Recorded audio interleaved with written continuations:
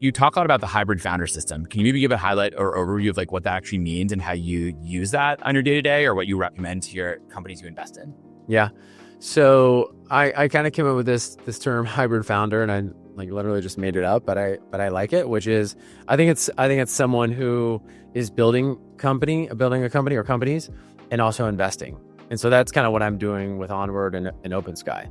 And a lot of people have been like, oh man, how does that work? How do you do that? And don't they conflict from a time perspective or whatever? And for me, what I found is that being an operator gives me the best deal flow, because I'm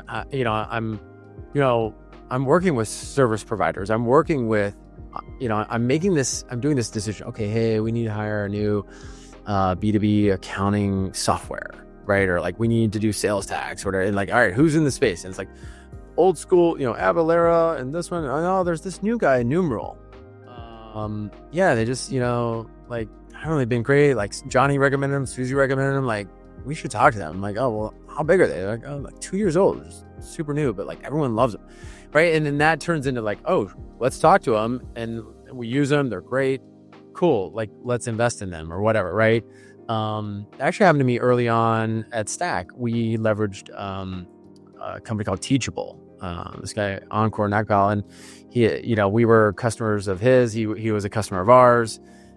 He was raising a seed round, and like I put in a little bit of money just because we worked together, right? And so I don't think it has to be like, oh, you're a partner at a fund, and it's not even that. Just keep your eyes and ears open about the products that you love, that you use as a founder. And you can put in a 5K check. You can put in it doesn't need to be 50K or 100K. It could be part of a roll up, a little fund round. Like a lot of these founders do friends and family. So I think it keeps you sharp as an investor when you're operating. And then, I totally agree. I mean, I think my background a little bit. I mean, one, it's sort of funny how much we mirror each other. You've had more big successes than I have, but I mean, literally when I first moved out here, probably about the same time as you, worked for a Sequoia-backed company startup. I didn't get fired.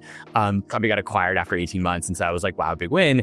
But then I started doing the same thing. Like literally, I started my own company, and I started investing in the founders I was meeting every day, who were like, we would sit down and chat founder to founder, not about like an investor. And that's led to a lot of good investments. So very, very similar. And now I've done 200 plus investments and that sort of stuff. So if you could give your younger self advice, like a single piece of advice, what would that be? And then my other question, sort of similar to that, is one piece of advice to be like a successful entrepreneur, but they might be different. Like, what would you give your younger self? What advice would you say to that younger version of you, of Josh? This particular thing, whatever, this project, this product, this company may not work out, but like have faith in your capabilities to ultimately get where you want to get. And a corollary is very similar, like, trust the process. Like this is not a straight line. It's not meant to be a straight line. You can white knuckle this journey, or, I'm really close to believing that you can be successful at this journey without necessarily, white knuckling it. And I think that the outcome that we had would have been similar, with a lot less pain potentially. Worrying about things that I could not control. I think, it's interesting. Maybe that's it. Maybe it's like, hey, continue worrying about the things you can control. Like, figure them out, work your tail off.